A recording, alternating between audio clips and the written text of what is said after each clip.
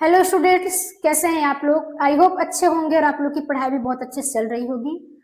तो हम लोग बात कर रहे हैं स्केलेटल सिस्टम के बारे में, कंकाल तंत्र के बारे में।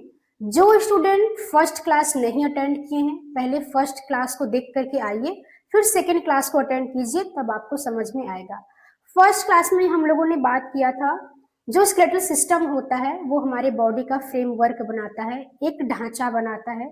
स्केलेटल सिस्टम की वजह से हम मूवमेंट कर पाते हैं। ह्यूमन बीइंग की बात करें तो स्केलेटल सिस्टम 206 बोन्स एंड कुछ कार्टिलेज के मिल करके बने होते हैं।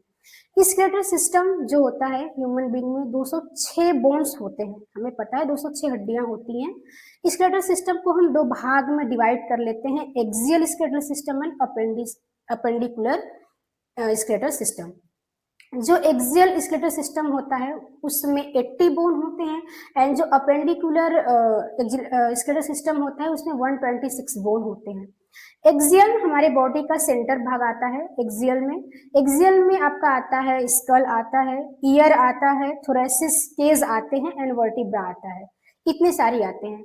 फर्स्ट क्लास में हम लोगों ने स्कल के बारे में बहुत अच्छे से पढ़ लिया था। जो हमारा स्कल है उसमें जो क्रेनियम बॉक्स है उसमें 8 बोन पाए जाते हैं एंड फेसियल में 14 बोन पाए जाते हैं। जो हमारा फेस होता है इसमें 18 बोन पाए जाते हैं, 14 बोन पाए जाते हैं।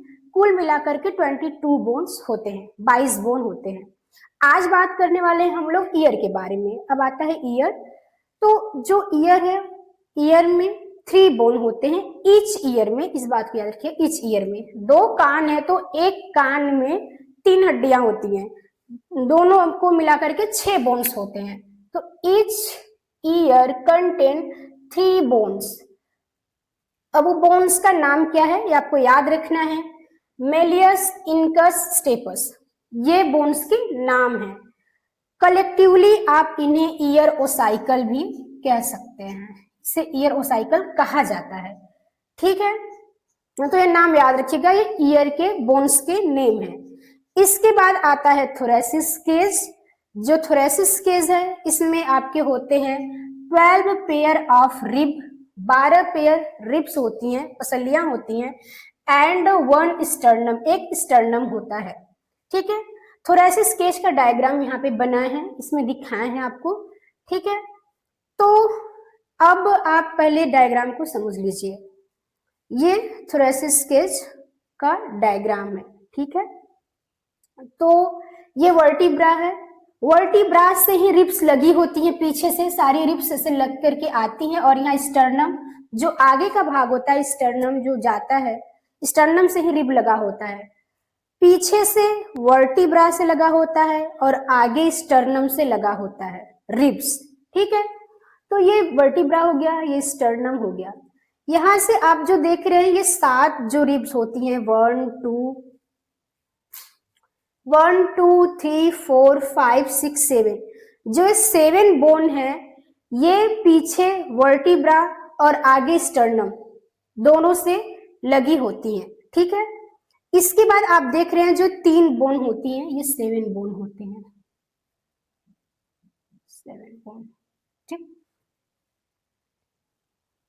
इसके बाद जो 3 बोन्स होती हैं ये कार्टिलेज से लगा हुआ है। ये 3 बोन्स 1 2 3, ये जो 3 बोन है ये कार्टिलेज से लगा हुआ है। इसके बाद जो 2 बोन्स हैं ये ओनली रिब से लगा हुआ है, पीछे वर्टिब्रा से नहीं लगा हुआ है, 2 बोन्स। ठीक है, ये पीछे वर्टिब्रा से लगा होता है, आगे स्टर्नम से नहीं लगा होता है। ठीक है, तो जो 7 बोन होते हैं ये पीछे वर्टिब्रा से और आगे स्टर्नम से लगे होते हैं, वर्टिब्रल कॉलम से पीछे लगे होते हैं, आगे स्टर्नम से।